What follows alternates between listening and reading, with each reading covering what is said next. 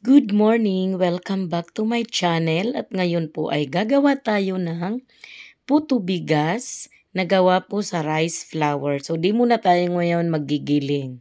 So 2 cups po ng rice flour yung gagamitin natin ngayon. So ito na yon, nilagay na natin dito sa bowl. Then maglalagay po ako ng sugar, baking powder, 2 tablespoon po yan. Baking powder muna pala, then yung sugar po natin ay 3/4 cup para hindi siya masyadong matamis. So ito naman pong gata, nabili ko po yan na napiga na 2 cups po yung gata natin. So uso na kasi ngayon yung nabibiling mga gata na napiga na kaya hindi na rin tayo nagpiga. Napakadali lang din talaga ng ingredients ng puto bigas at ito po ay isa sa pinakamasarap na puto. Yan, haluin lang nating mabuti hanggat sa wala na tayong makitang buo-buo dyan. Ang iba po ang nilalagay dito ay yeast. Pero ako po nasanay na baking powder po talaga yung nilalagay ko sa ganitong mga puto bigas. Na-try ko na din naman last time yung yeast pero bumalik ulit ako sa paggamit ng baking powder. So pagkatapos po nating haluin ganito, mas maganda po kung i-rest muna natin yung mixture natin ng mga kahit 2 hours lang po.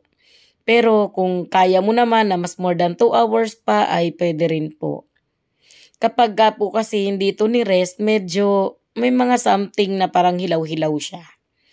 Kaya kailangan i-rest muna natin kasi siguro nung giniling itong bigas na to ay tuyo siya. Hindi siya yung binabad overnight tapos pinagiling.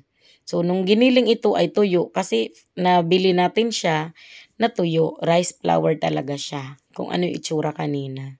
So hinahalo ko lang po yan mabuti. Wala na po tayong ibang inilagay dyan kundi baking powder, sugar, saka yung gata. Wala na rin pong tubig. So ayan, tinakpan ko na at isi-set aside ko muna.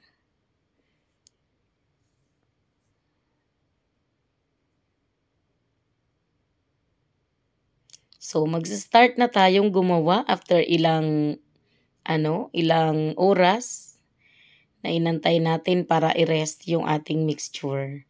So magsa-start na tayo, nilagyan ko po ng dahon ng saging na inano ko sa apoy para hindi siya mapunit at para po mabango.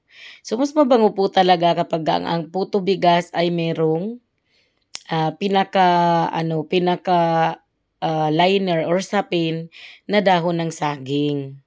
So talagang iba rin talaga yung aroma. Tapos 15 minutes ko po yan i-steam. Pwede up to 20 minutes kasi large molder po yan. Pero iyan ay 15 minutes ko lang pong na-steam. At nilagyan ko syempre ng tela, yung takip ng rice cooker. Sa rice cooker lang po tayo nagluto. Kasi hindi na tayo gagamit dito ng molder ng steamer na malaki kasi 2 cups lang naman po yung niluto natin. So ito na po yung unang salang natin. Ayan, napakaganda at napakabango po talaga ng ating puto bigas. So ito talaga yung palaging inaano sa akin, nire-request kapag may mga kaibigan ako na gusto nilang kumain ng puto na luto ko.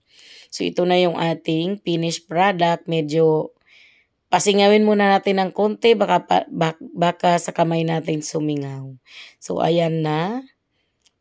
Ilagay ko pa rin dito sa dahon ng saging para talagang ang datingan ay talagang probinsyang probinsya. Napakabango naman talaga ng dahon ng saging. Kahit nga nung mga bata pa kami, pag nagbabaon kami talaga naman sa dahon talaga ng saging binabalot. So ayan, dahil maliit lang naman kahit large po yung ating puto molder, maliit pa rin kaya pwede na siya sa 15 minutes. Lutong-luto na rin po at ang maganda dyan ay nag-crack po yung pinakang ibabaw. So importante din talaga na kapag nag-steam tayo ay nasa high heat talaga para mag-crack din yung mga ibabaw na yan ng puto natin. So yun, ito na po yung ating finished product. Ang napakasarap na puto bigas na talaga namang binabalik-balikan talaga ng mga kaibigan ko. kapag magsasnack sila dito sa bahay. So hanggang dito na lang po muna tayo. Sana po nakapag-share na naman ako sa inyo ulit ng ideas kasi malalim na yung mga vlogs natin ng ating mga puto bigas.